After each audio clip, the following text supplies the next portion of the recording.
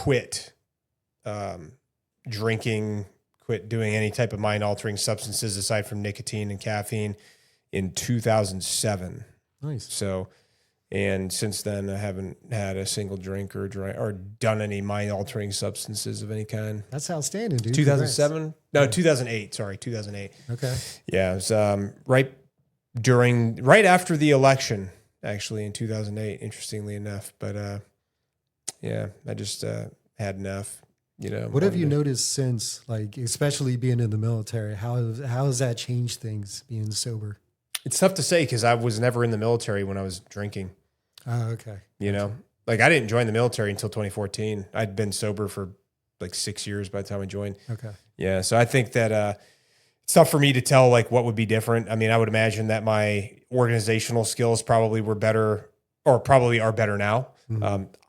My problem is now that my organizational skills are better and I have more bandwidth for stuff, I fill that bandwidth with other things until I get to a place where I'm just barely functional, obviously like I was late here and stuff like that. Like I've got too much stuff that I'm trying to bite off. I'm biting off more than I can chew all the time, but I'm very overly productive in some capacities, probably just because it's like I work too much.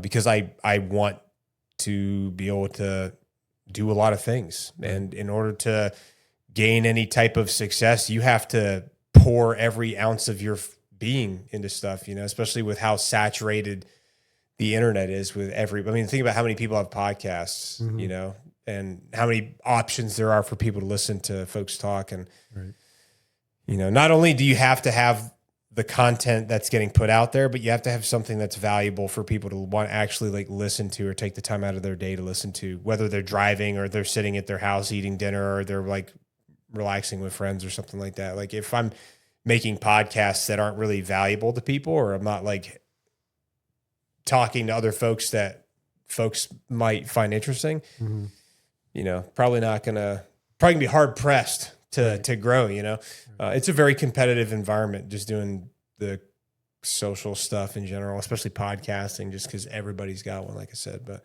I would say if we go all the way back to when I like got rid of everything, like the biggest thing that it's helped me with is like being capable of taking accurate self-appraisals, making accurate self-appraisals.